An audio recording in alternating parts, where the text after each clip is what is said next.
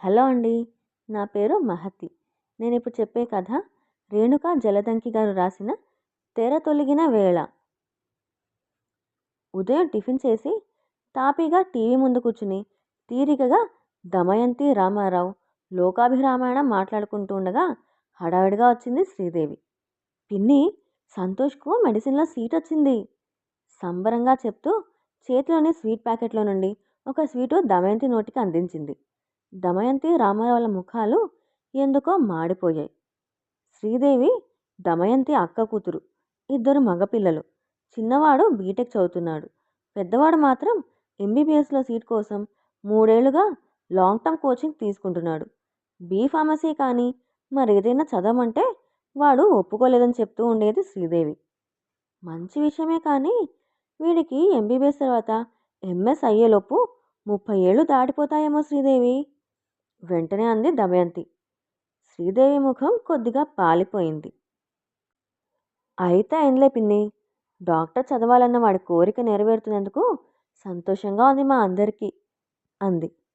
అదే కాదు, ఇంకొక సమస్య కూడా ఉంది. పెద్దవాడు సెటిల్ అయ్యే వరకు చిన్నపిల్లవాడికే పెళ్లి చేయకూడదు. దాంతో చిన్నవాడి పెళ్లి కూడా ఆలస్యమవుతుంది అందుకుంటూ అన్నాడు రామారావు.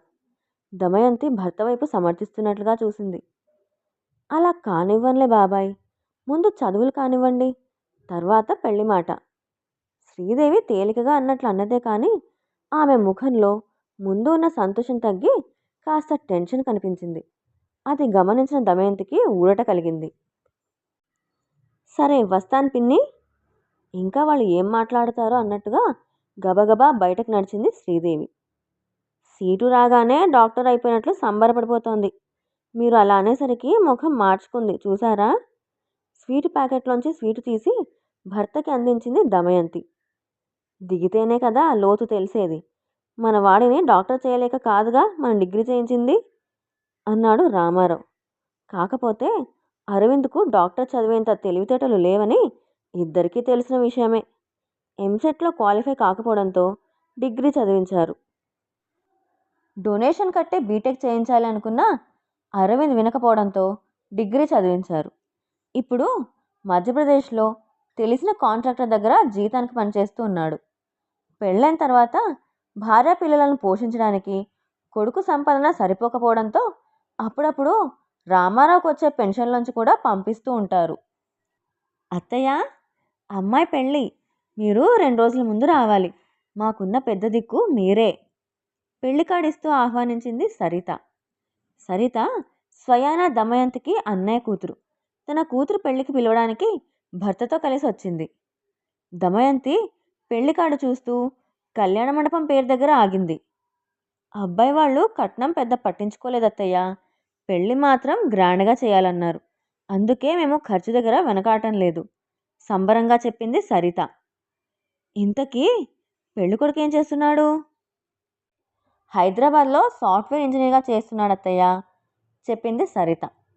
ఏం సాఫ్ట్వేర్లే బాబు, భూమి పడిపోతే వీళ్ళ ఉద్యోగాలు కూడా బోల్తా పడతాయట. ఎవరైనా గవర్నమెంట్ ఉద్యోగస్తుని చూసిస్తే బాగుండేది కదా. స్థిమితంగా కాలు మీద కాలేసుకుని కూర్చోవచ్చు. పెద్దమ్మ, మా పెద్దలుడు గవర్నమెంట్ ఆఫీసరే. అప్పుడు నువ్వు ఆ ఎదుగు బొదుగు లేని జీతాలతో ఏం బతుకుతారు? సాఫ్ట్వేర్ ఇంజనీర్కి ఇవ్వకూడదు అన్నావు, మర్చిపోయావా? దమయంతిని ఆట పట్టిస్తున్నట్లుగా అన్నాడు సరిత భర్త నరేష్. ఇంతకీ కట్నం ఎంత ఇస్తున్నారు? కట్నం వద్దన్నారని అసలు ఏమీ ఇవ్వడం లేదా? వెంటనే మాట మార్చేసింది. కానీ ఆమెకెందుకో సరిత భర్త అలా మాట్లాడడం నచ్చలేదు. 30 తులాల బంగారం, ఓ ప్లాటు అత్తయ్య అంది సరిత. ప్లాటు అమ్మాయి పేరు మీద రాయండి, అల్లుడి పేరు మీద రాసిస్తావేమో. ఈ రోజుల్లో ఎవరు ఎలాంటి వారో తెలియడం లేదు.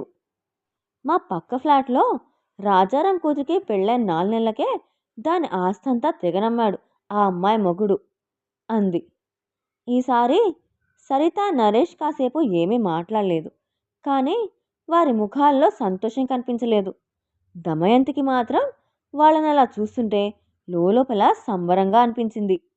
వాళ్ళు వెళ్ళిపోయిన తర్వాత, అయినా గొప్పలకు కాకపోతే అంత పెద్ద కళ్యాణ మండపం అవసరం అంటారా అంది. మరే, నువ్వు బాగా అడిగావులే. ముఖాలు చూసావా ఎలా అయ్యాయో? తాళం వేసిన భర్త మాటకు గర్వంగా నవ్వుకుంటూ టీవీ ఆన్ చేసింది దమయంతి. Breaking news! పెద్దాపురం వద్ద అదుపు తప్పి వంతెనను ఢీకొని నదిలో బోల్తాపడిన బస్సు. టీవీలో పెద్ద స్వరంతో చెప్తున్నాడు యాంకర్. ఇద్దరూ ఆసక్తిగా చూస్తూ సోఫాలో కూర్చున్నారు. నదిలో పడటం అంటే ఒక్కరు కూడా ప్రాణాలతో బయటపడే ఛాన్సే లేదు తేల్చేసింది దమయంతి. అవును, మన ఎదురు ఫ్లాట్ నరసింహారావు టీచర్గా పనిచేసేది పెద్దాపురంలోనే కదూ? రామారావు హఠాత్తుగా గుర్తు చేశాడు. అవునండోయ్, స్కూల్ నుండి ఈ టైంలోనే వస్తుంటాడు బస్సులో. ఇంతకీ ఈ బస్సులోనే ఉన్నాడంటారా? ఎందుకో దమయంతి మనసులో ఓ సంతోషంతో కూడిన తుళ్ళింత. నరసింహారావు ఎంత సంపాదిస్తాడో తెలియదు కానీ ఆ భార్యాభర్తలు పిల్లలతో కలిసి నెలలో 4 సినిమాలు చూస్తారు. ఎప్పుడూ ఎగ్జిబిషన్లని పార్కులని తిరుగుతూనే ఉంటారు. దమయంతి ఎదురింటికి వెళ్ళి కనుక్కుని వస్తానంటూ లేచింది. యాంకర్ టీవీలో పదే పదే చెప్తున్న వాడల్లా ఓ బాంబు లాంటి వార్త పేల్చాడు. ఇప్పుడే అందిన వార్త. నదిలో పడిన బస్సులో ప్రయాణికులు ఎవరూ లేరని, బస్ సర్వీసింగ్కు తీసుకెళ్తుండగా ఈ ప్రమాదం జరిగిందని, బస్సులో డ్రైవర్ ఒక్కడే ఉన్నాడని, అతను ప్రమాదం నుండి తప్పించుకున్నాడనే తెలిసింది. ఉత్సాహంగా లేచిన దమయంతి నీరసంగా మళ్ళీ సోఫాలో కూలబడింది. ఎందుకో ఆమెకు బాగా నిరుత్సాహంగా అనిపించింది. హలో దమయంతి, ఎలా ఉన్నావు? ఈ మధ్య నీతో మాట్లాడటమే కుదరలేదు. ఫోన్లో పలకరించింది బాల్య స్నేహితురాలు సుజాత. బాగున్నాను. ఏంటి విశేషాలు? ఈ మధ్య నేను మా వారు ఓ టూర్ వేసి వచ్చానులే. కాశ్మీర్, షిమ్లా, డార్జిలింగ్, ఊటీ అన్నీ చూసాం. నీకు ఫోటోలు పెడతాను చూడు. చాలా ఎంజాయ్ చేశానులే. సుజాత చకచకా చెప్తోంది. ఆమె స్వరంలోని సంతోషం దమయంతికి అసహనంగా అనిపించింది. డబ్బు దండగ తప్పితే ఏమైనా ఉందా సుజా? యూట్యూబ్ ఓపెన్ చేస్తే ఎంత మంచి వీడియోలు ఉంటున్నాయి. అన్ని ప్రదేశాలు కళ్ళకు కట్టినట్లు కనిపిస్తుంటే వృధాగా డబ్బు ఖర్చు పెట్టడం అవసరమా? నేనైతే మీ అన్నయ్య వెళదామన్నా ఒప్పుకోలేదు. ఆ డబ్బు తీసుకుని 2 గాజులు చేయించుకున్నాను దమయంతి అనేసింది. సుజా, ఉంటాను దమయంతి, నీరసంగా వినిపించింది సుజాత స్వరం. దమయంతి మనసులో మళ్ళీ ఓ ఆనంద తరంగం. నేను నీ మరదలు ఓ నెల రోజుల్లో యుఎస్ వెళుతున్నామక్క. నీ అల్లుడు మాకు సర్ప్రైజ్ ఇవ్వాలని టికెట్ బుక్ చేసిన తర్వాత చెప్పాడు. పళ్ళన్నీ బయటపెట్టి నవ్వుతూ చెప్తున్నాడు రంగనాథ్. రంగనాథ్ దమయంతికి స్వయాన తమ్ముడు. 4 ఇళ్ల అవతల ఉంటున్నాడు. 2 పిల్లలు పెళ్ళిళ్ళై అమెరికాలో ఉంటున్నారు. రిటైర్ అయి హ్యాపీగా కాలం వెళ్ళదీస్తున్నారు భార్యాభర్తలిద్దరూ. జాగ్రత్త రోయ్, అక్కడ తుపాకులతో కాల్చేస్తారట. ఆ విమానాల్లో ప్రయాణం కూడా మంచిది కాదు. ఎప్పుడు ఎక్కడ కూలిపోతాయో తెలియదు గబుక్కున అనేసింది దమయంతి. అదేంటక్క అలా అంటావు? రైలు ప్రమాదాలు జరుగుతున్నాయని రైలు ఎక్కకుండా ఆగామా? అతను ముఖం మార్చుకున్నాడు. దమయంతికి సహజంగానే ఆనందం కలిగింది. ఉదయం లేచి రామారావు దమయంతి కాఫీ తాగుతూ పేపర్ చూస్తుండగా ఫోను. ఎవరో తెలియని నంబరు. హలో, రామారావు గారి నంబరే కదండి? అవునండి, ఆయన భార్యను మాట్లాడుతున్నాను. ఎవరు మీరు? మీ అబ్బాయి అరవింద్ పనిచేసే దగ్గర క్వారీలో ప్రమాదవశాత్తు బాంబు పేలి కొందరు చనిపోయారు. చాలామంది గాయపడ్డారు. ప్రమాదంలో ఎవరెవరు ఉన్నారన్నది ఇంకా స్పష్టంగా తెలియలేదు. వాళ్ళలో మీ అబ్బాయి కూడా ఉన్నాడని అనుమానం. మీకు విషయం చెప్పాలని. దమయంతికి ఇంకేమీ వినిపించలేదు. చెవుల్లో సముద్రం హోరు. ఆమె చేతిలో ఫోన్ కింద పడింది కూడా తెలియలేదు. దమయంతి, దమయంతి, అక్క, పిన్ని, అత్తయ్య. రకరకాల పిలుపులు ఆమె చెవులను గట్టిగా తాకడంతో ఒక్కసారిగా లేచి కూర్చుంది. వేగంగా కొట్టుకుంటున్న గుండెను అదుపులో పెట్టుకోబోయింది. వీలు కాలేదు. ఒక్కసారిగా బావురమంది. అరవింద్, నానా! ఆక్రోశంతో ఆవేదనతో వెర్రికేకలు వేయసాగింది. అక్క, మన అరవింద్కు ఏమీ అయి ఉండదు. నువ్వు కంగారు పడకు. మేము వెళుతున్నాం అక్కడికి. ఆమె చేతిలో చేయి వేసి చెప్తున్న రంగనాథ్ వైపు వెర్రిగా చూసింది దమయంతి. పిన్ని, భయపడొద్దు. ధైర్యంగా ఉండు. దేవుడున్నాడు. అరవింద్కు ప్రమాదం జరుగుండదు. సంతోష్ తన ఫ్రెండ్స్తో బయలుదేరెళ్ళాడు. దమయంతి భుజాల చుట్టూ చేతులు వేసి ఆర్తిగా దగ్గరకు తీసుకుంటూ అంది శ్రీదేవి. అత్తయ్య, ఆ ప్రమాదంలో అరవింద్ ఉన్నాడో లేదో కూడా తెలీదు. లేడనే అనుకుని దేవుడిని తలుచుకుందాం, అంతా మంచే జరుగుతుంది, సరిత చెప్తోంది. ముందు ఆమెకు కాస్త మంచినీళ్ళు తాగించండి, ఎదురు ఫ్లాట్లో ఉన్న టీచర్ నరసింహారావు భార్య ఉమా అంది. దమయంతి కళ్ళు తిప్పి పక్కకు చూసింది. భర్తను భుజాల చుట్టూ చేయి వేసి పట్టుకుని ధైర్యం చెప్తున్న నరసింహారావు కనిపించాడు. ఓ 2 గంటల తర్వాత, పిన్ని, సంతోష్ ఫోను, నీతో మాట్లాడతాడట. ఫోన్ దమయంతికిచ్చింది శ్రీదేవి. అమ్మమ్మ, కాన్ఫరెన్స్ కాల్ కలిపాను, అరవింద్ మామ మాట్లాడుతున్నాడు విను. సంతోష్ స్వరంలో సంతోషం. అమ్మా, అరవింద్ గొంతు కాస్త నీరసంగా. నానా. దమయంతి బావురుమంది. ఎలా ఉన్నావురా, నీకేం కాలేదుగా? కాస్త తమాయించుకుని అడిగింది.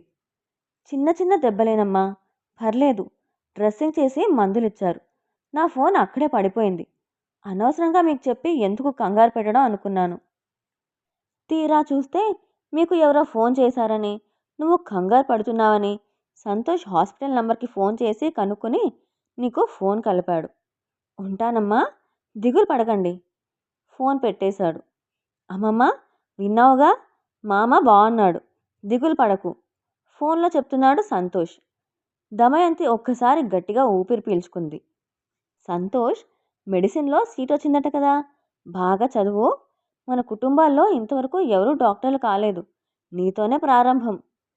సంతోషంగా అభినందనలు చెప్పింది దమయంతి. అక్క, బావా, సాయంత్రం 7 గంటలకు ట్రైన్కు టికెట్లు బుక్ చేశాను. అరవింద్ దగ్గరికి వెళ్ళండి, వాడిని చూస్తే కాస్త మీ ఇద్దరికి మనసు స్థిమితంగా ఉంటుంది. రంగన చెప్తుంటే ఎందుకో భార్యాభర్తలు ఇద్దరికి కళ్ళల్లో నీళ్లు తిరిగాయి. ఆ క్షణం ఆమెకు చిన్నప్పుడు సాయంత్రం దీపారాధన చేస్తూ అమ్మ వల్లించే పద్యం జ్ఞాపకం వచ్చింది. ఇరుగు చల్లనా పొరుగు చల్లనా, ఇంట్లో చల్లనా వీధిలో చల్లనా అంటూ అమ్మ భక్తితో చేతులు జోడించి దేవుడి ముందు నిల్చుని ప్రార్థిస్తుంటే, ఇరుగు పొరుగు ఎలా ఉంటే నీకెందుకమ్మా అని తను పక్కున నవ్వేది. ఇరుగు పొరుగు చల్లగా ఉంటే మనకేదైనా కష్టం వచ్చినప్పుడు ఆదుకోగలరు తల్లి, వాళ్ళు ఇబ్బందిలో ఉంటే మనకేం సహాయం చేయగలరు అమ్మ చెప్పేది. వాళ్ళు బాగున్నా మనకు సహాయం చేయకపోతేనో, దమయంతి అనేది. సహాయం చేయకపోయినా వాళ్ళు బాగుంటే వాళ్ళు బాగున్నారు కాబట్టి మనకేదైనా కష్టం వస్తే ఆదుకుంటారు అనే ఆత్మస్థైర్యమైనా ఉంటుంది మనకు. వాళ్ళు ఉన్నారన్న ఆత్మవిశ్వాసం మనల్ని ముందుకు నడిపిస్తుంది. 2వ తరగతితో చదువు ఆపేసిన తల్లి మాటలు చెవుల్లో మారుమోగుతుంటే కళ్ళు తుడుచుకొని తన చుట్టూ ఉన్నవారి వంక ఈర్ష్య అసూయల తెర తొలగించుకొని ఆత్మీయమైన చూపులు సారించింది దమయంతి. తన కష్టం వీళ్ళందరికీ సంతోషం కలిగించడం లేదు, పైగా తన బాధను పంచుకుంటున్నారు. ఇక నుండి తను కూడా ఇంతే. అసూయ తెర తొలగిన వేళ ఆమె మనసు ప్రశాంతంగా ఉంది. ఇరుగు చల్లనా పొరుగు చల్లనా, ఇంట్లో చల్లనా వీధిలో చల్లనా, అమ్మ చెప్పిన పద్యం పదే పదే నిమరు వేసుకుంటుంటే పశ్చాత్తాపం ఆమె కన్నుల నుండి అశ్రువుల రూపంలో వర్షించింది.